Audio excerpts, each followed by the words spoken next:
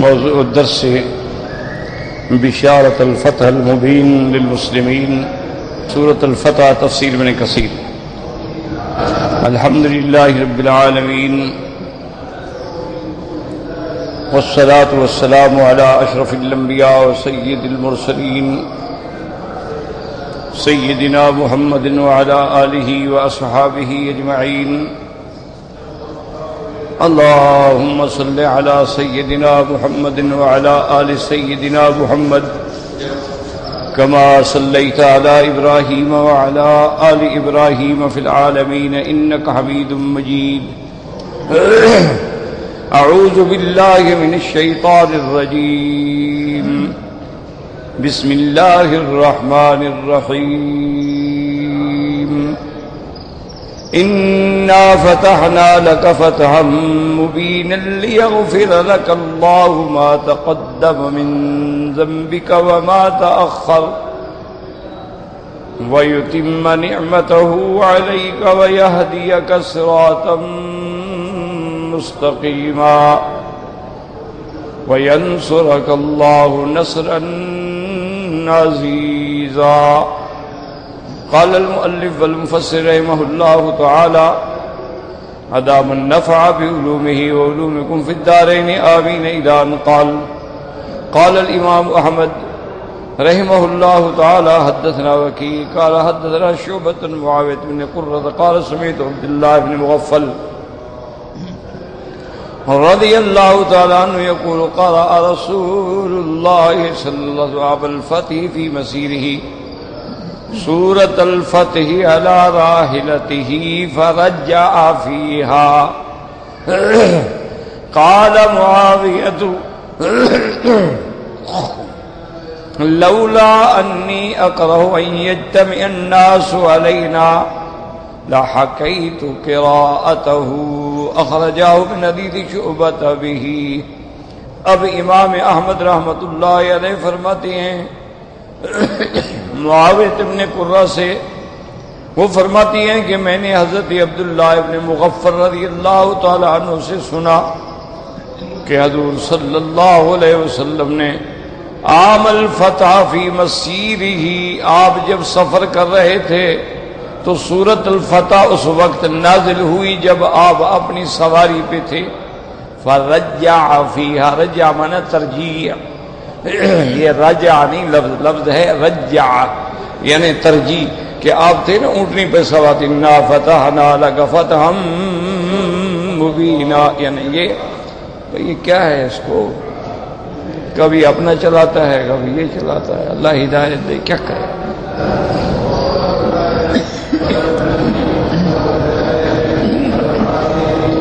ان غریبوں کو بھی سمجھ ہے نہیں، وہ ڈپٹی لگا دیتے ہیں، لے جاؤ، وہ لے کر رکھ دیتے ہیں، بٹن کھول لیا بند کر لیا، اس کے علاوہ تو جانتے نہیں غریب.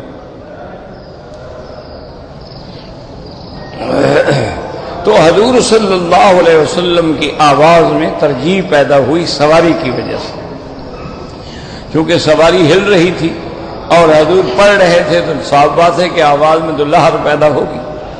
تو حضرت معاویہ فرمانے لگے کہ لولا انی اقرا، میں یہ اچھا نہیں سمجھتا کہ لوگ اکٹھے ہو جائیں گے، ورنہ میں اسی طرح پڑھ کے دکھاتا جیسے کہ حضور صلی اللہ علیہ وسلم نے تلاوت فرمائی تھی. اور اس کے بعد مفسر رحمۃ اللہ علیہ فرماتی ہیں نظرت هذه السورة الكريمة لما رجع رسول الله صلی اللہ علیہ وسلم من الحدیبیۃ فی ذی القعدۃ من سنۃ 6 من الہجرۃ حتى صد المشركون عن الوصول إلى المسجد الحرام ويقضي عمرته فيه وحالوا بينه وبين ذلك ثم مالوا إلى المصالحة والمحادنة. اب مفسر رحمۃ اللہ علیہ فرماتی ہیں کہ یہ سورت کریمہ اس وقت نازل ہوئی ہے جب میرے محبوب رحمت دو عالم صلی اللہ علیہ وسلم حدیبیہ سے واپس تشریف لے جا رہے تھے، اور یہ مہینہ ذی القعدہ کا تھا اور 6 ہجری کا واقعہ ہے. حتی صد المشرکون عن الوصول، آپ کو مشرکون نے روک دیا حرم میں آنے سے اور عمرہ کی ادا کرنے سے.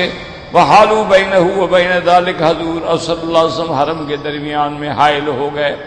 اس کے بعد پھر ثم مالو الی المصالحۃ والمحادنہ، اس کے بعد پھر وہ صلح کی طرف راضی ہو گئے.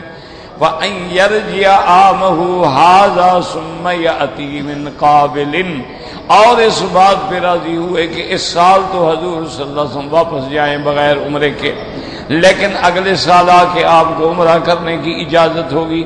فَأَجَابَهُمْ إِلَى ذَلِكَ وَأَجَابَهُمْ إِلَى ذَلِكَ عَلَىٰ مِن جماعت من الصحابہ. حضور پاک صلی اللہ علیہ وسلم نے مشرکین کی یہ بات مان لی، ان کے شرائط تسلیم کر لیے. اللہ تکرہم من الصحابہ، حالانکہ بہت سارے صحابہ جو ہیں اس بات کو پسند نہیں کر رہے تھے کہ ہم ایسی شرطیں کیوں قبول کریں. منہم عمر بن الخطاب رضی اللہ تعالی عنہ، کما سیاتی تفسیرہ فی موضعہ من تفسیر هذه السورۃ انشاءاللہ تعالی. جیسے کہ حضرت عمر بن الخطاب رضی اللہ تعالی عنہ نے بھی اعتراض کیا کہ یا رسول اللہ صلی اللہ علیہ وسلم، جب ہم حق پر ہیں تو ہم کیوں کمزوری دکھائیں، ہم کیوں دب کے سلو کریں، ہمیں ایسی شرائط منظور نہیں کرنی چاہیے، لیکن حضور پاک نے منظور فرما لی. اب مفسر فرماتے ہیں انشاءاللہ اسی صورت کی تفسیر میں جب موقع آئے گا تو وہاں حضرت عمر کا پورا بیان ہوگا انشاءاللہ. فلما نہر ہدیہ حیث احسر ورجع انزل اللہ عز وجل هذه السورة فيما كان من امره وامرهم وجعل ذلك الصلح فتحا باعتبار ما فيه من مصلحته وما آل الامر الیہ. پھر حضور پاک نے اپنے جانورزی پہ فرمائے دم احسار، اور جب واپس ہوئے اللہ پاک نے یہ صورت مبارک اتاری. وَجَعَلَ ذَلِكَ الصُّلْحُ، اور یہ جو صلح ہوئی تھی اس کو فتح مبین قرار دیا گیا کیونکہ اس کے اندر مصلحت ہے، اور اس صلح کے جو نتائج نکلنے والے تھے وہ اللہ تبارک و تعالی جانتے ہیں. کما روى ابن مسعود رضی اللہ تعالیٰ عنہ قال انکم تعدون الفتح فتح مکہ ونحن نعد الفتح صلح الحدیبیہ. حضرت ابن مسعود رضی اللہ تعالیٰ عنہ فرماتے ہیں کہ انکم تعدون الفتح، وہ فرماتے تھے کہ تم اس لفظ فتح سے فتح مکہ سمجھتے ہو، حالانکہ ہم جانتے ہیں کہ فتح مکہ مراد نہیں بلکہ وہ صلح حدیبیہ جو ہے وہ فتح مبین ہے. وقال الأعمش نبی سفیان جابر رضی اللہ تعالی عنہ قال ما كنا نرد الفتح الا يوم الحدیبیہ. حضرت جابر رضی اللہ تعالی عنہ بھی فرماتے ہیں کہ یہ صلح جو ہے یہی فتح مبین ہے. وقال البخاری رحمہ اللہ تعالی حدثنا عبید اللہ بن موسیٰ السائب ساکن البراء رضی اللہ تعالی عنہ قال تعدون انتم الفتح فتح مکہ وقد كان فتح مکہ فتحا وَنَحْنُ نَعُدُّ الْفَتْحَ بَيَّةَ الرِّضْوَانِ يَوْمَ الْحُدَیبیہ. اس حدیث میں آتا ہے کہ حضرت براء ابن عازب رضی اللہ تعالیٰ عنہ فرماتے ہیں قَالَ تَعُدُّونَ، انہوں نے فرمایا کہ تم فتح مکہ سے مراد فتح مکہ لیتے ہو. اس میں کوئی شک نہیں کہ مکہ بھی اللہ نے توفیق دی اور فتح ہوا، لیکن ہم صحابہ جو ہیں سمجھتے ہیں کہ وہ بیعت الرضوان اور جو صلح حدیبیہ ہے وہی فتح ہے. کننا با رسول اللہ صلی اللہ علیہ وسلم 1400، ہم 1400 آدمی تھے آپ کے ساتھ. والحدیبیۃ بئر، اور حدیبیہ جو ہے وہ اس کنویں کو کہتے ہیں جس کنویں پہ ہم اترے تھے. فنزحناها فلم نتر فیہا قطرۃ، اب صحابہ کا لشکر جب اترا تو انہوں نے اس کنویں سے پانی نکالا تو سارا پانی نکل گیا، کوئی اس میں ایک قطرہ بھی نہ بچا. فبلغ ذلك رسول الله صلی اللہ علیہ وسلم فاتاها فجلس على شفيرها ثم دعا بإناء من ماء فتوضأ ثم تمزمز ودعا ثم صبه فيها فتركناها غير بعيد ثم إنها أصدرتنا ما شئنا نحن وركائبنا. اب جب حضور صلی اللہ علیہ وسلم کو پتہ چلا حضور تشریف لے آئے. فجلس علی شفیرها، حضور اس کنویں کے کنارے پہ بیٹھ گئے. ثم دعا بإناء من ماء، پھر آپ نے پانی کا برتن منگایا جس میں پانی تھا، آپ نے وضو کیا. ثم تمزمز، اس کے بعد کلی فرمائی اور اس میں ڈالا. ودعا ثم صبه فيها، حضور پاک نے دعا بھی فرمائی پھر اس پانی کو کنویں میں ڈال دیا. فترکناها غیر بعید. اب صحابہ فرماتے ہیں کہ وہ پانی ماشاءاللہ جوش کر کے اوپر آ گیا. ثم انا حضرتنا ما شئنا نحن ورکائبنا. پھر ہم تمام صحابہ نے جتنا پانی ضرورت ہوا نکالتے رہے اور اپنے سواریوں کو بھی پلاتے رہے. تو اللہ تبارک و تعالی نے، اور ایک اور روایت میں آتا ہے کہ حضور پاک نے حکم دیا کہ تیر گاڑ دیا جائے. ہو سکتا ہے دونوں آپ نے تیر کا بھی فرمایا ہو اور پانی پڑھ کے بھی ڈالا. وقال الامام احمد حدثنا نوح قال حدثنا مالك بن انس عن زید بن اسلم عن ابيه عن عمر بن الخطاب رضي الله تعالى عنه قال كنا مع رسول الله في سفر قال فسألته عن شيء 3 مرات فلم يرد علي قال فقلت في نفسي ثقلتك أمك يا ابن الخطاب ألا كررت على رسول الله 3 مرات من ذلك قال فركبت راحلتي فركبت بعيري فتقدمت وخافت أن يكون هذا في شيء لا حول قال فإذا أنا بمناد يا عمر قال فرجعت وأنا أظن أنه نزل في شيء. اب اس حدیث پاک میں آتا ہے کہ حضرت عمر رضی اللہ تعالیٰ عنہ فرماتے ہیں کنا مع رسول اللہ فی سفر، ہم سرکار دو عالم محبوب دو عالم سیدنا محمد مصطفیٰ صلی اللہ علیہ وعلی آلہ واصحابہ وسلم تسلیما کثیرا کثیرا. آپ فرماتے ہیں کہ ہم حضور کے ساتھ تھے سفر میں.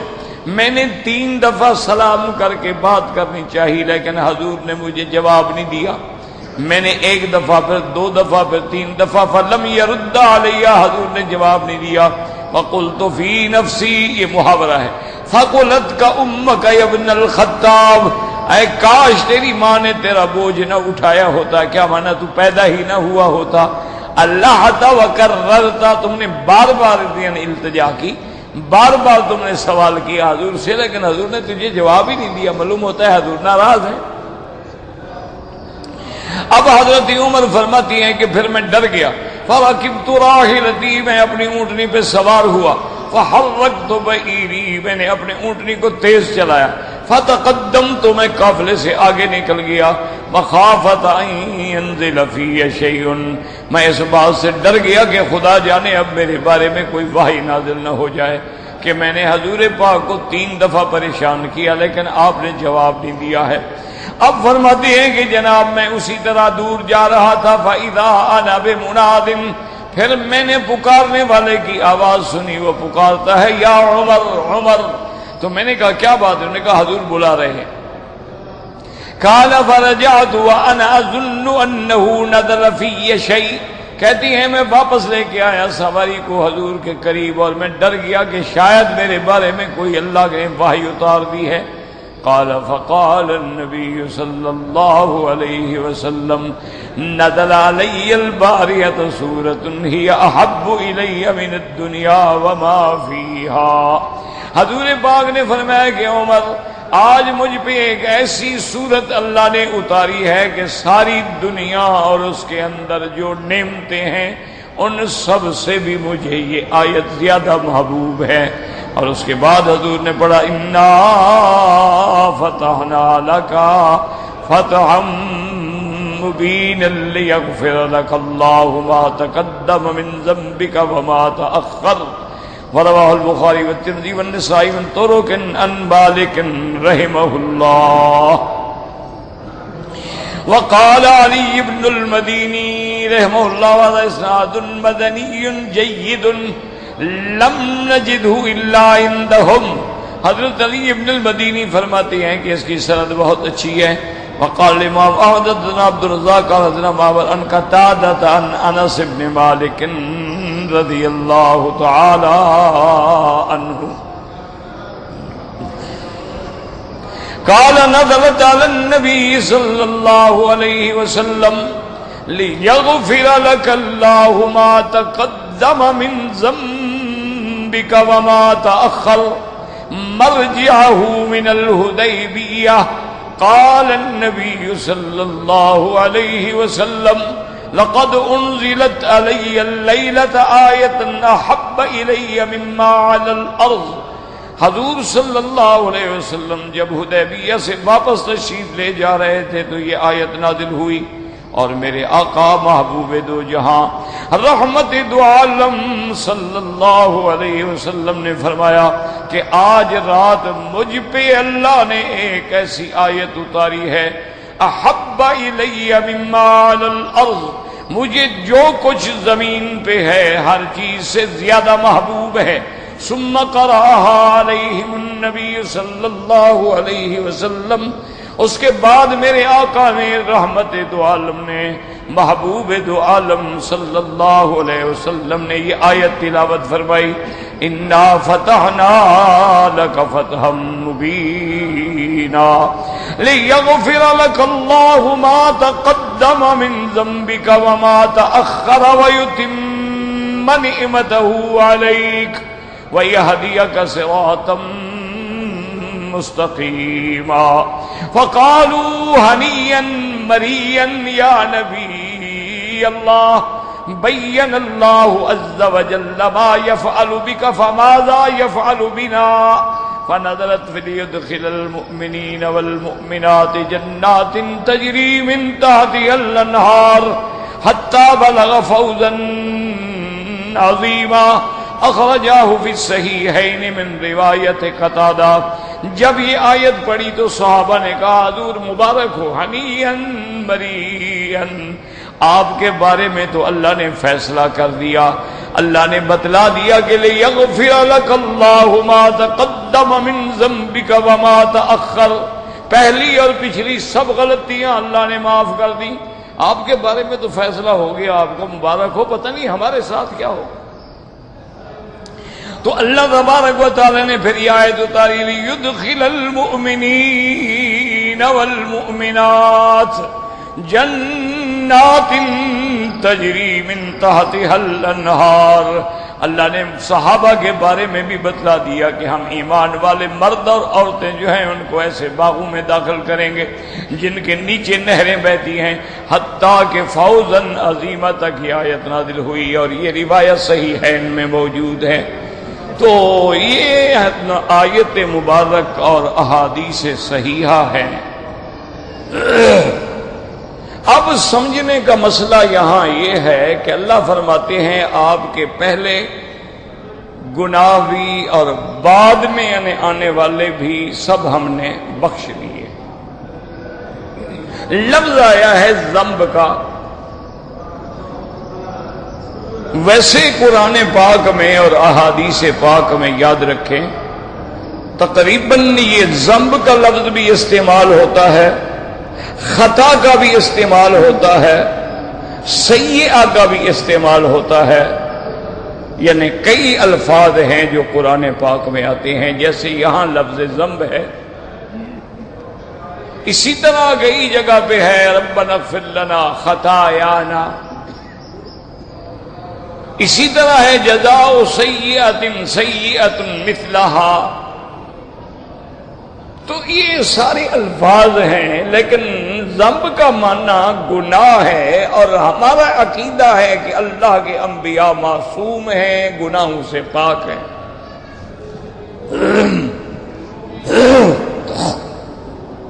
اور یہی عقیدہ ہے جمہور اہل سنت والجماعت کا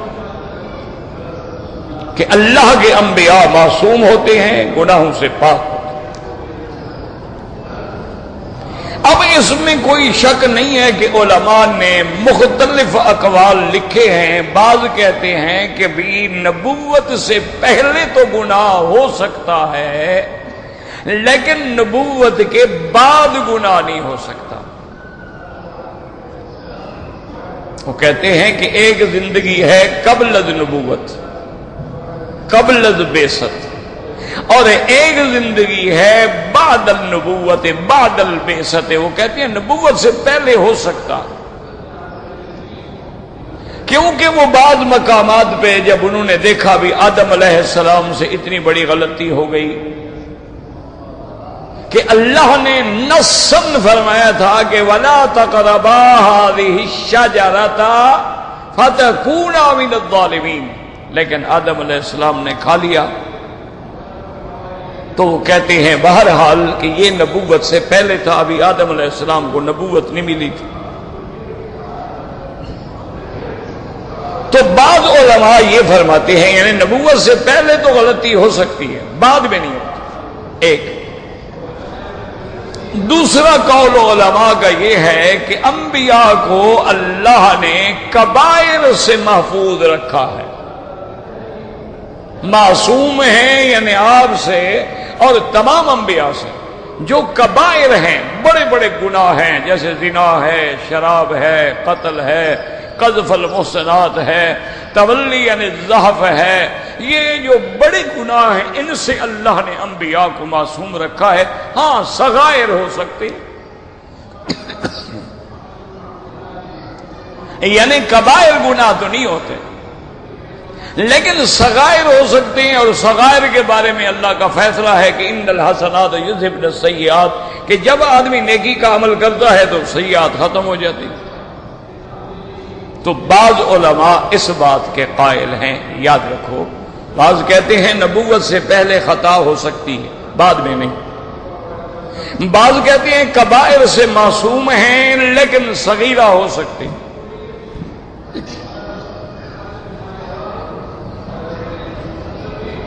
کیونکہ بہت ساری آیات ایسی آ جاتی ہیں نا جہاں علماء پریشان ہو جاتے ہیں. اسی لیے ہم بار بار یہ درخواست کرتے ہیں کہ خدا کے لیے قرآن سمجھنا ہے، قرآن والوں کے پاس جاؤ. حدیث سمجھنی ہے، حدیث والوں کے پاس جاؤ. فقہ سمجھنی ہے تو فقہ والوں کے پاس جاؤ. اگر آپ نے علوم تصوف کے بارے میں کوئی مسائل پوچھنے ہیں تو ان لوگوں کے پاس جائے جو صاحب البیت ہیں، ورنہ ہر کسی کی ایسی مصطلحات ہوتی ہیں جو دوسرے آدمی کو سمجھ نہیں آ سکتی. اب دیکھیں نا، جیسے ڈاکٹر ہے وہ میڈیکل کا جب نسخہ لکھتا ہے، اس کے نسخے کے لکھنے کا اپنا ایک انداز ہے. وہ کمپاؤنڈر تو پڑھ لیتا ہے، فارماسسٹ تو پڑھ لیتا ہے، عام انگریزی والا نہیں پڑھ سکتا. اس کو پتہ نہیں ٹی لکھ دیا، ٹیبلٹ مراد ہے، ٹنچر مراد ہے، کیا مراد ہے. لیکن جو تجربہ کار ہے جب دیکھتا ہے اور آگے نام پڑھتا ہے دونوں کو ملا کے سمجھ جاتا ہے. اچھا ادھر دیکھتا ہے کہ بھی دوائی تو لکھی ہوئی ہے، میں نے گولی دینی ہے، میں نے اس کا جو ہے سیرپ دینا ہے، وہ پھر فوراً نظر ڈالتا ہے کہ مریض کی عمر کیا ہے. تو مریض کی عمر اگر 4-5 سال ہے، سمجھتے ہیں 4-5 سال کا بچہ کیا گولی کھائے گا، صاحب بات ہے کہ میں نے سیرپ دینی. تو وہ مصطلحات کو سمجھتا. اسی لیے احادیث مبارک میں جو مصطلحات ہیں، جو طریق ہیں، اس کو محدثین سمجھتے ہیں. اسی لیے آپ دیکھ لیں، سنن ترمذی اٹھا کے دیکھیں، نسائی اٹھا کے دیکھیں، ابی داؤد اٹھا کے دیکھیں، مصنف عبد الرزاق اٹھا کے دیکھیں، مصنف ابن ابی شیبہ اٹھا کے دیکھیں، ان کا ایک طریقہ ہے کہ ایک حدیث مبارک جو ہے پہلے لکھ دی اور اس کی مخالف حدیث جو ہے اس کے بعد لکھ دی. ایک باب پہلے باندھ دیا، ایک باب بعد میں باندھ دیا. تو یہ اشارہ ہوتا ہے فقہ المحدثین کا کہ بھئی یہ جو ہم نے حدیث بعد میں ذکر کی ہے یہ آخری حدیث ہے، پہلی منسوخ ہو گئی. یہ ایک محدثین کا ایک طرز ہے. آپ ساری حدیثیں، حدیث کی کتابیں اٹھا کے دیکھ لیں. نسائی ہے جو امام بخاری کا شاگرد ہے، امام ترمذی ہے جو شاگرد ہے، اور اسی طرح امام عبد الرزاق ہے جو امام بخاری کا دادا استاد ہے، امام ابو بکر بن شیبہ ہے جو امام بخاری کا براہ راست استاد ہے. اب ان کی حدیثیں آپ دیکھ لیں کتابیں کھول کے کہ رفع یدین کی جو حدیثیں ہیں مالک بن الحویرث سے، عبداللہ بن عمر سے، وائل بن حجر سے، وہ پہلے لکھی ہیں، اور نہ کرنے کی جو حدیث ہے عبداللہ بن مسعود سے وہ بعد میں لکھی ہے. اشارہ کر دیا کہ وہ پہلے ختم ہو گئی. تمام محدثین کی سیاہ ستہ کو آپ دیکھ لیں، اور اس کے سیاستہ کے علاوہ بھی جتنی دنیا میں سنن ہے، جتنی دنیا میں مراسیل ہیں، جتنی دنیا میں مصنفات ہیں، جتنی دنیا میں مسندات ہیں، کسی ایک میں مجھے دکھا دیں کہ نہ کرنے کی انہوں نے حدیث پہلے لکھی ہو اور کرنے کی بعد میں لکھی ہو۔ یہ طریقہ ہے، جب تک آپ محدثین کی خدمت میں نہیں جائیں گے تو سمجھیں گے کیا؟ اب فقہا ہیں، اب آپ کو کیا پتا کہ فقہا کے کیا مصطلحات ہیں، ان کے ہاں متون کیا ہوتے ہیں، متواترات کیا ہوتے ہیں، ان کے ہاں نوادرات کیا ہوتے ہیں، یہ تو بڑے علم کا مسئلہ ہے۔ اسی لیے لوگوں کو دھوکہ لگ جاتے ہیں، او جی فلاں امام صاحب کا فلاں قول ہے، تمہیں پتہ ہی نہیں ہے کہ وہ قول کہاں لکھا ہے، قول شاذ ہے یا قول مفتہ بہا ہے۔ تو اس لیے بڑا مشکل مسئلہ ہے۔ فات البیوت من ابوابہا، گھر میں آؤ تو دروازے سے اندر آؤ، دیواریں مت پھلانگو۔ اب ہمارے ہاں تو الٹا کام ہو گیا ہے نا، ہم تو جب پڑھتے تھے نا، چھوٹے تھے پڑھتے تھے تو ہمارا تو پڑھتے پڑھتے گھٹنے گل گئے نا، کہ جناب ہمیں انہوں نے شروع کرایا پہلے جی فارسی پڑھو، اور پھر اس کے بعد ابتدائی کتابیں پڑھو، اور اس کے بعد جناب صرف پڑھو، پھر نحو پڑھو، پھر نحو کے اندر بھی جناب ہدایت النحو پڑھو، کافیہ پڑھو، شافیہ پڑھو، اس کے بعد عبدالغفور پڑھو، شرح جامی پڑھو، تحریر سمبٹ پڑھو، مغنی پڑھو، پتہ نہیں کیا کیا، ہم تو پڑھتے پڑھتے مر گئے۔ اور یہاں ماشاءاللہ بخاری شریف سے شروع کرتے ہیں الٹا، پہلے دن سے بخاری شریف شروع کرا دیتے۔ تو اس لیے یاد رکھیں کہ لفظ ذنب آ گیا ہے اور اللہ کا نبی معصوم ہے، اور صرف اس جگہ نہیں آیا، قرآن میں اور جگہ فاستغفر لذنبک، میرے مدنی آپ اپنے ذنب کے لیے، گناہ کے لیے بخشش اللہ سے مانگے، اور مومنین کے لیے بھی، مومنات کے لیے بھی، وہاں بھی لفظ ذنب ہے۔ اور یاد رکھیں عقیدہ اہل سنت والجماعت، جمہور کا عقیدہ سلفن و خلفن یہ ہے کہ میرے محبوب حضرت محمد مصطفیٰ صلی اللہ علیہ وسلم معصوم ہیں، نبوت سے پہلے بھی گناہوں سے پاک ہیں اور نبوت کے بعد بھی گناہوں سے پاک ہیں۔ اللہ تبارک و تعالی نے آپ کی بچپن میں بھی حفاظت فرمائی ہے۔ اللہ کا نبی معصوم ہے۔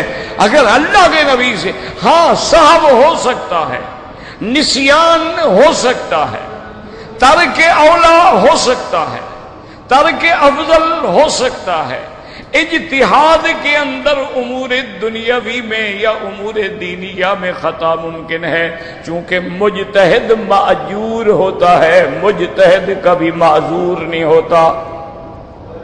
یاد رکھیں مجتہد ہمیشہ اجر ہوگا، ان خطا فلہ اجر واذا اصاب فلہ اجران، اگر مجتہد خطا بھی کرے تو ایک ثواب ملتا ہے۔ تو انبیاء سے نسیان تو ہو سکتا ہے۔ اب دیکھیں نا کہ حضور پاک رحمت دو جہاں کا بچپنا ہے، یعنی ابتدائی عمر ہے، آپ بکریاں چراتے تھے مکے والوں کی، یہ بھی ایک تربیت کا حصہ تھا۔ تو ایک دن آپ نے اپنے ساتھی سے فرمایا کہ آج مکے والوں کے سردار کی شادی ہے، اگر کل صبح تم میری بکریوں کو بھی سنبھال لو تو میں چاہتا ہوں کہ ان کی شادی کی محفل میں شرکت کروں اور دیکھوں کہ شادی کی محفل میں کیا ہوتا ہے۔ سنا ہے وہاں قصے کرنے والے لوگ آتے ہیں اور وہاں شعر و شاعری ہوتی ہے اور وہاں بڑے مقابلے ہوتے ہیں اور وہاں بڑے مزاح ہوتی ہے، میں دیکھنا چاہتا ہوں۔ اس نے کہا ٹھیک ہے حضور آپ جائیں اور میں کل آپ کی بکریاں بھی لے جاؤں گا، چونکہ حضور نے فرمایا جب جائیں گے رات جاگتے رہیں گے تو پھر سو جائیں گے۔ حضور صلی اللہ علیہ وسلم فرماتے ہیں کہ میں اس پنڈال میں، اس محفل میں آ گیا جہاں یہ پروگرام تھا، لیکن ابھی پروگرام شروع نہیں ہوا تھا، میں بیٹھ گیا، فغلبتنی النوم، مجھ پہ نیند غالب آ گئی، اور حتیٰ کہ میں نہیں اٹھا جب تک کہ سورج کی دھوپ نے مجھے جگایا۔ تو اللہ نے تو حضور کو جھوٹے قصے بھی نہیں سننے دیے، گناہ تو بڑی بات ہے، یعنی قصہ ہے اور شادی ہے اور شادی میں رعایات بھی ہوتی ہیں۔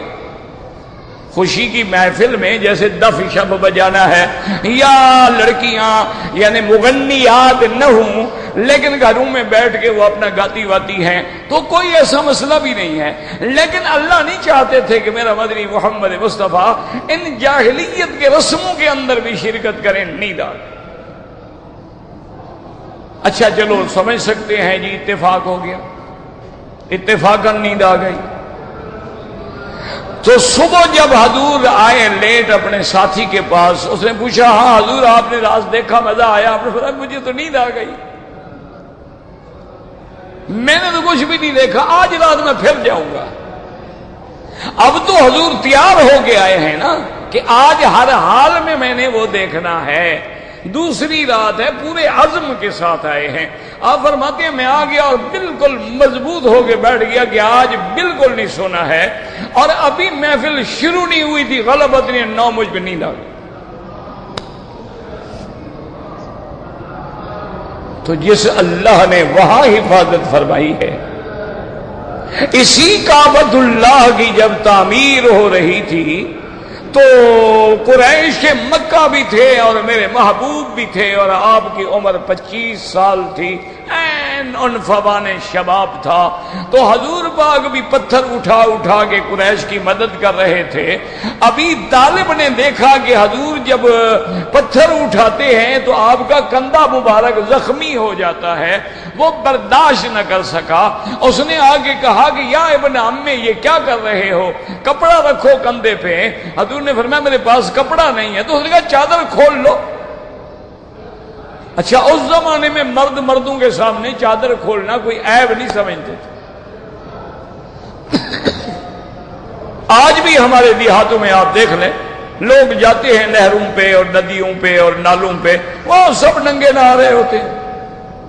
خیر ہم تو اس دور میں آ گئے ہیں جہاں عورتیں ہی ننگی ہیں، مرد ہی ننگی ہیں، اس حمام میں سب ننگے ہیں۔ ہم تو اس دور میں ترقی کر گئے ہیں نا، ہماری ترقی یہ ہے کہ کپڑے اتر گئے۔ آدم علیہ السلام کی سزا یہ تھی کہ کپڑے اتر گئے، ہماری ترقی کی دلیل ہے کہ کپڑے اتر گئے۔ عورتوں کے کپڑے اونچے ہوتے جا رہے ہیں، مردوں کے نیچے ہوتے جا رہے ہیں۔ انا للہ و انا الیہ راجعون۔ تو اب آپ دیکھیں تو حضرت محمد الرسول اللہ نے فرمایا کہ یا امی میرے پاس کپڑا نہیں، ابو طالب نے آپ کی چادر کھول لی جلدی سے۔ چاچا ہے، باپ ہے، باپ کی جگہ ہے، حضور صلی اللہ علیہ وسلم کو پالا ہے، تو آپ کی چادر پکڑ کے کھولی، اغمی علی، حضور بے ہوش ہو کے گر گئے۔ آپ نے جلدی جلدی چادر اوپر ڈال دی۔ تو جو اللہ اپنے نبی کی چادر نہیں ہٹنے دیتا وہ گناہ ہونے دیں گے؟ ذرا غور کریں، سوچیں۔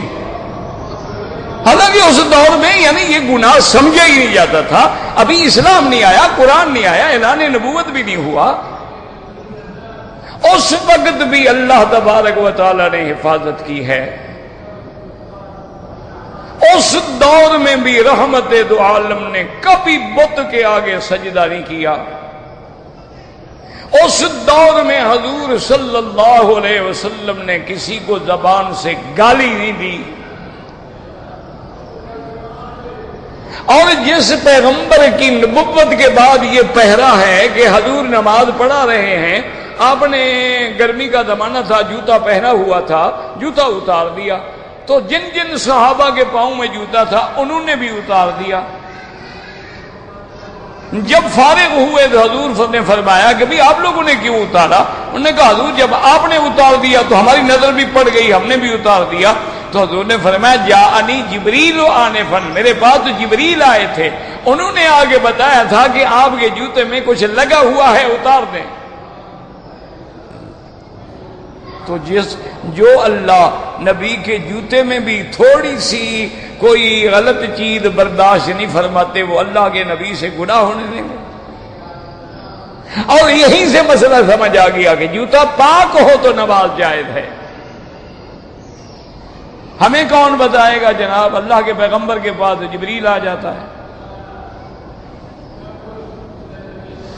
تو اب یہ سمجھیں کہ اللہ کے نبی گناہوں سے پاک ہیں. چلو کہیں کہیں لفظ جو ہے استغفار کا آیا، یا جیسے آپ نے فرمایا انی استغفر اللہ فی کل یوم 70 مرہ، ایک حدیث میں آتا ہے 100 مرہ.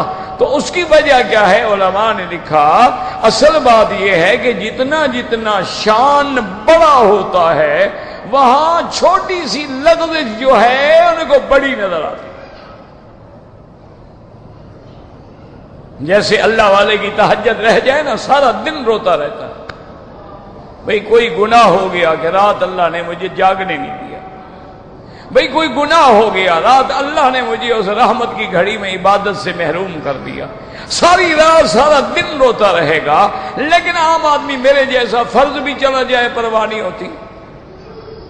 تو اس لیے انہوں نے فرمایا کہ جیسے آدم علیہ السلام کو تعلیم بھی دی گئی اور آدم علیہ السلام بھی بار بار اپنے گناہ کا اقرار فرماتے رہے، اعتراف فرماتے رہے، لیکن اللہ نے اس کو گناہ نہیں فرمایا. فرمایا لقد عہدنا الی آدم من قبل فنسی، بھول گیا آدم. تو نسیان تو معاف ہے، نسیان جو ہے وہ تو معاف ہے.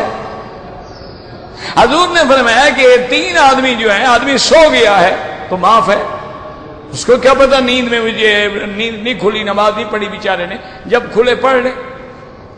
اسی طرح آدمی کو کوئی چیز بھول گئی ہے تو رفع عن امتی الخطأ والنسیان، وہ تو نسیان ہے. تو اس لیے سمجھیں کہ معنی یہ ہوا کہ پیغمبر سے اگر کبھی کوئی ترک اولا ہوا تھا یا آئندہ بھی ہوگا تو اللہ نے اس کو لفظ ذنب سے اختیار فرمایا ہے، ورنہ وہ حقیقتاً ذنب نہیں ہے. اللہ نے وہ بھی معاف کر دیا، اللہ نے وہ بھی معاف کر دیا اور بخش دیا، اور یہ بھی بتلا دیا لِيَغْفِرَ لَكَ اللَّهُ مَا تَقَدَّمَ مِن ذَنبِكَ وَمَا تَأَخَّرَ. لیکن ایک بات یاد رکھیں کہ ہمیں سمجھ نہیں آتی، بہرحال ہم ایک جاہل ہیں، طالب العلم ہیں. بڑے بڑے علماء سے کبھی آپ رجوع کریں تو شاید آپ کو مسئلہ حل ہو جائے. یہاں لفظ آ گیا لام کا، یعنی یہ فتح مبین جو ہے یہ سبب بن گیا، یہ علت بن گئی آپ کے گناہوں کی معافی کی. کیا مطلب؟ بھئی وہ تو صلح ہو گئی. تو صلح جو ہے، فتح مبین جو ہے، دیکھو نا وہ کیسے مغفرت کا سبب بن گئی. کہ پہلے تو فتح ہے نا کہ انا فتحنا لک فتحا مبینا لیغفر لک اللہ ما تقدم من ذنبک وما تأخر.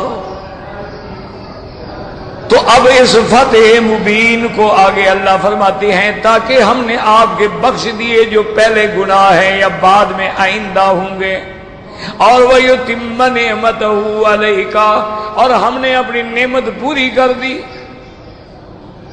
تو اس لیے یاد رکھیں بعض علماء متاخرین نے ایک اور بات لکھی ہے، اگر وہ غلط ہے تو ہماری طرف سے ہے اور شیطان کی طرف سے، اگر وہ صحیح ہے تو الحمدللہ، کیونکہ ان کان الخطأ فمنی، اگر خطا ہے تو پھر وہ تو میری خطا ہے. انہوں نے یہ لکھا ہے کہ جیسے لفظ ذنب جو ہے یہ گناہ کے معنی میں ہوتا ہے، لفظ ذنب بمعنی الزام بھی ہوتا ہے. یاد رکھو، سمجھنے کی کوشش کریں کہ لفظ ذنب جو ہے گناہ، ذنب، ذنوب، اللہم اغفر لی ذنبی، ذنوبی، تو لیکن لفظ ذنب الزام کے معنی میں بھی آتا ہے. کیا معنی؟ انہوں نے کہا کہ دیکھو کہ جب موسیٰ علیہ السلام کو اللہ نے حکم دیا کہ فرعون کے پاس جاؤ اور اس کو دعوت دو، تو موسیٰ علیہ السلام نے کہا تھا کہ یا اللہ میں حاضر ہوں لیکن میں ڈرتا ہوں، وہ مجھے قتل کر دیں گے. کیوں؟ وَلَهُمْ عَلَيَّ ذَنْبٌ، ان کی طرف سے مجھ پر ایک الزام ہے۔ گناہ کیا ہے؟ حضرت موسیٰ علیہ السلام نے مارا تھوڑا تھا، حضرت موسیٰ علیہ السلام نے کوئی قتل تو نہیں کیا تھا، نہ ارادہ قتل ہے، نہ نیت قتل ہے، نہ آلہ قتل ہے۔ آپ نے تو تھپڑ مارا، اگلا مر گیا، تھپڑ سے بھی بندے مر جاتے ہیں بلا۔ فَبَقَدَهُ مُوسَىٰ فَقَضَىٰ عَلَيْهِ، تو انہوں نے کہا وَلَهُمْ عَلَيَّ ذَنْبٌ، ان کا مجھ پر الزام ہے، انی اخاف ان یقتلون، مجھے ڈر ہے کہ وہ مجھے قتل نہ کر دیں۔ تو لفظ ذنب بمعنی الزام بھی آتا ہے۔ اب سمجھیں، اب اللہ فرماتے ہیں میرا محبوب اس فتح کے ساتھ ہم نے جو آپ پہ پہلے الزام تھے نا وہ بھی دھو ڈالے، اور جو نبوت کے بعد تھے وہ بھی دھو ڈالے، اور جو آج کے بعد ہیں وہ بھی ہم نے مٹا دیے ہیں۔ یہ جو پہلے آپ کو ساحر کہتے تھے، جادوگر کہتے تھے، کاہن کہتے تھے، کبھی شاعر کہتے تھے، کبھی آپ کو کذاب کہتے تھے، کبھی آپ کو مفتری کہتے تھے، کبھی آپ کو معلم مجنون کہتے تھے، یہ سارے جو الزام لگاتے تھے نا، تو آج شاعر کے ساتھ سلو کر رہے ہیں۔ کوئی شاعروں کے ساتھ بھی بیٹھ کے سلو کرتا ہے؟ جادوگروں کے ساتھ بیٹھ کے معاہدے لکھتا ہے؟ آج انہوں نے آپ کی طاقت کو تسلیم کر دیا، وہ سارے الزام ہم نے ختم کر دیے۔ آج انہوں نے آپ کی قوت کو تسلیم کر لیا ہے، آج انہوں نے آپ کو ایک جماعت مان لیا ہے کہ اللہ کا نبی بھی ایک جماعت ہے، ایک قوت ہے، ایک طاقت ہے، ایک فریق ہے۔ تب تو سلو ہوئی ہے فریقین کے درمیان میں۔ اگر وہ آپ کو انہی باتوں میں سمجھتے رہتے کہ جھوٹ بولتا ہے، نعوذ باللہ، خود باتیں بناتا ہے اور جناب یہ کسی سے سیکھ کے ہمیں سناتا ہے اور اساطیر الاولین لاتا ہے، اور کبھی کہتے بالکل دیوانہ ہے، ما صاحبکم اللہ مجنون ہے، تو مجنون دیوانے سے بھی کوئی سلو کرتا ہے؟ تو اب جب انہوں نے سلو کر لی اور لکھا گیا کہ ھذا من محمد ابن عبداللہ، اور آگے لکھا گیا من رؤساء کفار قریش، تو مانا دو فریق ہو گئے۔ جب انہوں نے آپ کی طاقت کو مان لیا تو مانا وہ الزام سارے کے سارے ہم نے ختم کر دیے، وہ مٹا دیے ہیں۔ جو آپ پر پہلے تھے، بعد میں تھے، سب ہم نے مٹا دیے۔ وہ جو آپ کو الزام لگاتے تھے کہ جی یہ تو جدا کرنے والے ہیں، اس نے تو ماں بیٹے کو جدا کر دیا، بھائی بھائی سے جدا، سارے الزام ختم ہو گئے۔ لِيَغْفِرَ لَكَ اللَّهُ مَا تَقَدَّمَ مِن ذَنبِكَ وَمَا تَأَخَّرَ وَيُتِمَّ نِعْمَتَهُ عَلَيْكَ وَيَهْدِيَكَ صِرَاطًا مُسْتَقِيمًا وَيَنصُرَكَ اللَّهُ نَصْرًا عَزِيزًا۔ یاد رکھو یہاں بھی اتمام نعمت ہے، اور قرآن میں دوسری آیت بھی ہے، وہاں بھی اتمام نعمت ہے۔ اليوم اکملت لکم دینکم واتممت علیکم نعمتی ورضیت لکم الاسلام دینا، اور آگے اللہ فرماتے ہیں وَيَهْدِيَكَ صِرَاطًا مُسْتَقِيمًا۔ یاد رکھو اس کا کیا معنی کہ ہم آپ کو ہدایت کرتے ہیں صراط مستقیم کی، حالانکہ اللہ کا نبی تو نبی ہے، وہ تو صراط مستقیم پہ ہیں، وہ تو عمرے کرنے کے لیے تشریف لائے ہیں۔ وَيَهْدِيَكَ صِرَاطًا مُسْتَقِيمًا کا کیا معنی؟ بات سمجھیں اچھی طرح کہ اللہ کے نبی ہے، وہ تو حضور اب تو نبی ہے نا، تو اللہ کا نبی، اور اگر صحابہ بھی ہدایت پہ نہیں تھے تو کون ہدایت پہ؟ پھر وَيَهْدِيَكَ کا کیا معنی؟ اس کے دو مفسرین نے جواب لکھے ہیں۔ بعض فرماتے ہیں اس کا معنی ہوتا ہے تثبیت علی الہدایہ، جیسے ہم ہر نماز میں پڑھتے ہیں اہدنا الصراط المستقیم، یا اللہ ہمیں سیدھا رستے کی ہدایت فرما۔ حالانکہ ہم نماز میں کھڑے ہیں، سیدھا رستہ ہے، معلوم یہ معنی یہ ہوتا ہے کہ اللہم ثبتنا علی الہدایہ، یا اللہ ہمیں اسی طرح ہدایت پہ قائم رکھنا، موت تک ہمیں قائم رکھنا۔ ایسا نہ ہو کہ ہم مرتد ہو جائیں، کفر پہ چلے جائیں، اسلام سے نکل جائیں، تو تثبیت علی الہدایہ مراد ہوتی۔ اور بعض علماء فرماتی ہیں کہ ہدایت کے مراتب ہوتے ہیں، اللہ تبارک و تعالی جتنی جتنی ہدایت دیں گے اتنے درجات اور مراتب بلند ہوتے چلے جائیں گے۔ اور بعض علماء فرماتے ہیں کہ نہیں، سیدھی بات ہے، اللہ فرماتے ہیں میرا مدنی، یہ جو ہم نے آپ سے فتح کرائی ہے نا، یہ جو آپ سے سلو کروائی ہے نا ہم نے، یہدیک صراطا مستقیما، اب ہم نے آپ کو صحیح راستے کی ہدایت کر دی ہے۔ یہی صحیح راستہ ہے کہ 10 سال کے لیے جنگ بند ہو جائے اور آپ پوری دنیا میں پھیل جائیں، آپ کی قوت بڑھ جائے، آپ کی طاقت بڑھ جائے، دنیا مان لے کہ اب قریش نے بھی حضور صلی اللہ علیہ وسلم کو مان لیا ہے۔ یہی راستہ ہے، یہی وہ طریقہ ہے جس پہ چلیں گے تو ینصرک اللہ نصرا عزیزا، اللہ تبارک و تعالیٰ آپ کی مدد کریں گے، اور مدد بھی ایسی قوت والی مدد عطا فرمائیں گے۔ اور بالکل ہوا کہ حدیبیہ کی فتح کے بعد اللہ نے بنی قریظہ ختم، بنو نذیر ختم، خیبر فتح ہو گیا۔ آپ جب حدیبیہ میں آئے تو 1400 تھے، اور جب فتح مکہ پہ تشریف لائے تو 10,000 کا لشکر آپ کے ساتھ تھا، اور آپ جب حنین تشریف لے گئے تو 12,000 کا لشکر ساتھ تھا، اور آپ جب تبوک کی طرف جا رہے تھے تو 32,000 کا لشکر ساتھ۔ یہ ہے وہ صراط مستقیم، یہ وہ راستہ ہے جس پہ چلنے سے آپ کو مدد آتی جائے گی، آپ کی نصرت بڑھتی جائے گی۔ یہاں بھی لفظ ینصرک اللہ، اور وہاں بھی اذا جاء نصر اللہ والفتح ورأیت الناس يدخلون فی دین اللہ افواجا۔ نصرت کا معنی صرف یہ نہیں ہوتا کہ صرف جنگ میں ہو، یہ بھی تو نصرت ہے کہ اسلام کا ڈنکا بج جائے، اسلام کا بول بالا ہو جائے۔ وہ کافر جو اسلام کو، جو مسجدوں کے مینار کو گرانا چاہتا ہو، خود کلمہ پڑھ کے مسلمان ہو جائے، یہ اسلام کی نصرت ہے، یہ اللہ کی مدد ہے۔ تو اس لیے اللہ نے فرمایا لِيَغْفِرَ لَكَ اللَّهُ مَا تَقَدَّمَ مِن ذَنبِكَ وَمَا تَأَخَّرَ وَيُتِمَّ نِعْمَتَهُ عَلَيْكَ وَيَهْدِيَكَ صِرَاطًا مُسْتَقِيمًا۔ اور بعض علماء فرماتے ہیں یاد رکھو کہ ذنب کا اطلاق ہوتا ہے، جیسے وَاسْتَغْفِرْ لِذَنبِكَ، کیا معنی؟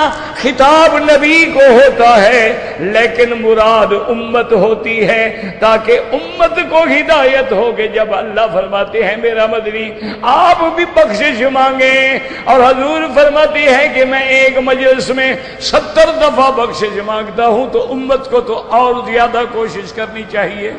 تو اس لیے فرماتے ہیں کہ کبھی کبھی خطاب نبی کو ہوتا ہے، مراد امت ہوتی ہے، جیسے یا ایھا النبی اذا طلقتم النساء، خطاب نبی کو ہے لیکن آگے خطاب امت کو، اذا طلقتم النساء جمع آ گیا، یہ نہیں فرمایا اذا طلقت النساء، اذا طلقتم النساء، پھر اللہ نے احکام طلاق بیان فرمائے۔ تو کبھی خطاب نبی کو ہوتا ہے، تحدید امت کو ہوتی ہے، جیسے اللہ نے فرمایا وَلَقَدْ أُوحِيَ إِلَيْكَ وَإِلَى الَّذِينَ مِن قَبْلِكَ، ہم نے آپ کی طرف بھی وحی کی ہے، آپ سے پہلے انبیاء پہ بھی وحی کی ہے، لَإِنْ أَشْرَكْتَ لَيَحْبَطَنَّ عَمَلُكَ، اگر نعوذ باللہ آپ شرک کریں گے تو آپ کے عمل بھی برباد ہو جائے۔ اب نبی تو معصوم ہے، وہ تو گناہوں سے بھی پاک ہے، شرک کیسے کرے گا؟ معنی ہے کہ امت کو ڈرایا جا رہا ہے کہ اگر ہم شرک کے بعد اپنے نبی کے عمل ختم کر دیں گے تمہارے اعمال کا کیا حال ہوگا؟ تو اس لیے اللہ کے قرآن میں جو الفاظ ہیں، بعض علماء فرماتے ہیں کہ اس سے مراد یعنی آپ کو خطاب ہوتا ہے لیکن مراد امت ہوتی ہے۔ اب آگے صحابہ رضوان اللہ علیہم اجمعین کی چونکہ حرص تھی کہ اللہ ہماری بھی بخشش کر دے، اللہ ہمارے بھی درجات بلند کر دے، تو انہوں نے بھی فوراً کہہ دیا کہ یا رسول اللہ چلو آپ کے بارے میں تو فیصلہ ہو گیا نا، آپ کے لیے تو ہر غلطی ہی معاف ہو گئی، لیکن ہمارا پتہ نہیں کیا بنے گا۔ اللہ نے قرآن نازل کر دیا لِيُدْخِلَ الْمُؤْمِنِينَ وَالْمُؤْمِنَاتِ، یہ مومن مومنات کون ہیں؟ صحابہ ہیں۔ اس لیے علماء کہتے ہیں جو صحابہ کو کافر کہے وہ کافر ہو جاتا ہے، کیونکہ اللہ نے ان کے ایمان کی گواہی دی ہے۔ یہاں بھی فرمائے لِيُدْخِلَ الْمُؤْمِنِينَ وَالْمُؤْمِنَاتِ جَنَّاتٍ، اور کہیں فرمائے اولئک ھم المؤمنون حقا، اور کسی جگہ اللہ فرماتی ہیں لقد رضی اللہ عن المؤمنین، اور کہیں فرماتی ہیں فعلم ما فی قلوبہم۔ تو اب جو صحابہ کو نعوذ باللہ کافر کہے گا تو خود کافر ہوگا، جیسے آسمان کا تھوکا بندے کے اپنے منہ پہ آئے گا اور کسی جگہ نہیں گرے گا۔ واللہ اعلم۔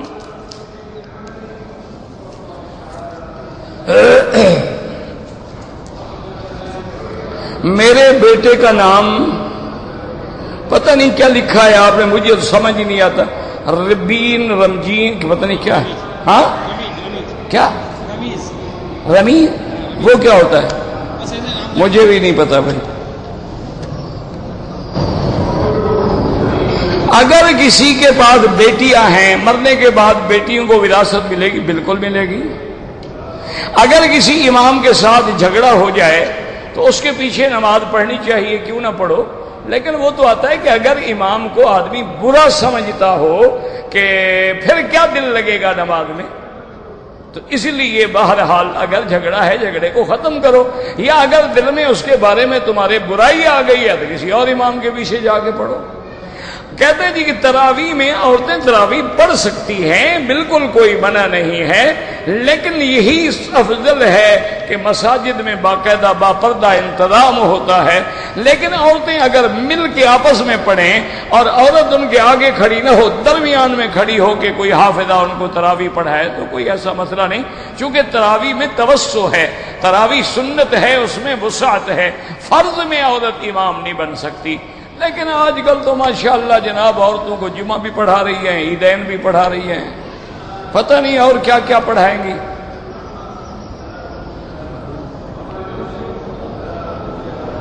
کالے رنگ کالا، پتہ نہیں کیا کالے رنگ کالا۔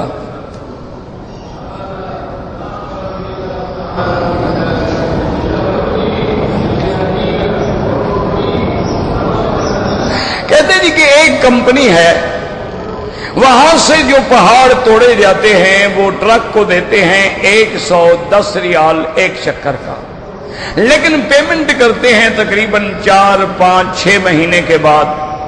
اگر میں ان سے یہ کہہ دوں کہ بھئی میں آپ کو نقد دیتا ہوں 90 ریال اور کمپنی سے میں وصول کر لوں گا، بالکل ناجائز۔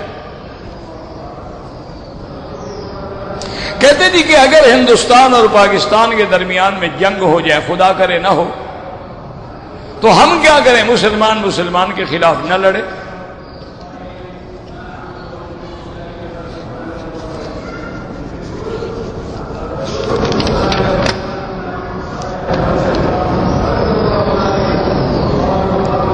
میرا 25 سال ہو گئے، اولاد نہیں ہے، میں نے سالے کا بچہ لے کے اس کو اپنا بیٹا بنایا ہے، آپ کا نہ وہ وارث بنے گا نہ آپ کا اس کے ساتھ نام لکھا جائے گا۔ ادعوہم لآبائہم ہوا اقسط عند اللہ، اس کو اس کے باپ کے نام سے پکارو۔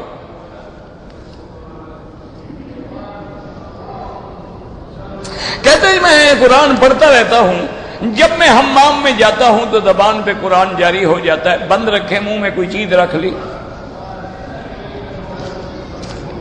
ہمارے پاس بھی حافظ سے قرآن اتنا جاری تھا زبان پہ، وہ بیچارے حمام میں جاتے تو پکڑ کے بیٹھتا تھا غریب زبان۔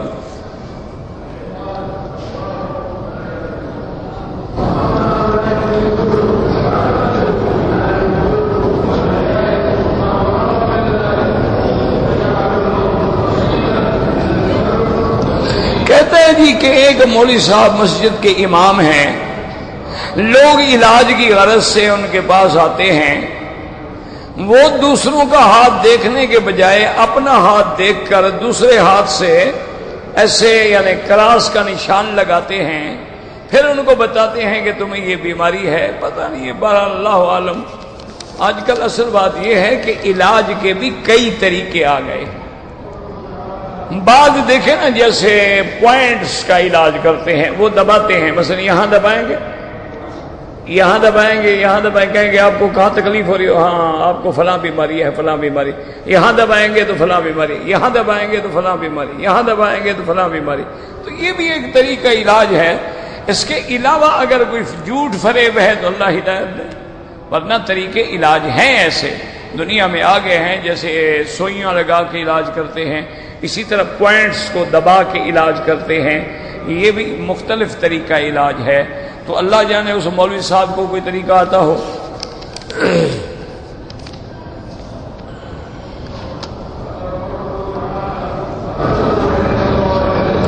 میری بیٹی کے شوہر نے بیٹی پہ غلط الزام لگا کے کئی دفعہ طلاق دیا، اب وہ کہتا ہے کہ میں نے طلاق غصے میں دیا تھا اور مجھے طلاق کا پتہ بھی نہیں تھا. تو پھر تمہیں پتہ نہیں تھا تو طلاق کا لفظ کیوں کہا؟ جب تمہیں پتہ ہی نہیں تھا تو تم کوئی ملاق کہہ دیتے, کوئی ہلاک کہہ دیتے, کوئی کھڑاک کہہ دیتے. طلاق کیوں کہا تم نے؟ مانا تمہیں پتہ تھا, بہانے بناتے ہو. اور دوسری بات یہ ہے کہ تم نے غصے میں طلاق دیا. تو طلاق تو جب بھی کوئی دے گا شریف آدمی غصے میں دے گا. محبت میں بھی کبھی کسی نے طلاق دی ہے نہ. ایسا کوئی واقعہ ہے کہ آدمی اپنی بیوی سے کہے کہ جانے من آج تو میرا دل تم پہ ٹوٹ کے پیار کرنا چاہتا ہے, ہدیہ طلاق قبول فرمائے. کبھی ایسا ہوا ہے؟ اور جب بھی طلاق دے گا غصے میں دے گا, ناراضگی میں دے گا. طلاق طلاق ہے, غصے میں دو, پیار میں دو, مذاق میں دو, طلاق ہو جاتی ہے. مذاق میں طلاق دے دے وہ بھی ہو جاتی ہے. ڈرامہ کر کے طلاق دے وہ بھی ہو جاتی ہے. ان ثلاثن جدہن جد وہدلہن جد. حضور نے فرمایا 3 چیزیں ہیں جن کی حقیقت بھی حقیقت ہے اور مذاق بھی حقیقت ہے. النکاح والطلاق والعتاق. دعا کریں اللہ پاک رحمت فرمائے. آپ میرے لیے, مجھے بھی کئی دنوں سے تکلیف ہے, بیماری ہے, اللہ پاک رحمت فرما دیں. پیٹ کی بھی, پیشاب کی بھی, کھانسی بھی, اللہ کے ہاتھ میں شفا ہے. بہرحال مجھے تو آپ لوگوں کی دعا پہ یقین ہے کہ آپ دل سے دعا کریں گے تو شفا ہو جائے گی. اللہم رب الناس اذهب الباس اشفی انت شافی لا شفاء الا شفاؤک لا یغادر سقما. اللہم اشفنا واشف مرضانا ومرضى من اوصانا واستوصانا ومرضى المسلمین برحمتک یا ارحم الراحمین. اللہم اشفنا واشف مرضانا وارحم موتانا واستجب دعانا ولا تخيب رجاءنا برحمتک یا ارحم الراحمین. اللهم فرج هم المهمومين, نفس كرب المكروبين, واقض الدين عن المدينين, واشفنا واشف مرضانا ومرضى المسلمين. صلى الله تعالى على خير خلقه سيدنا محمد وعلى آله وصحبه أجمعين.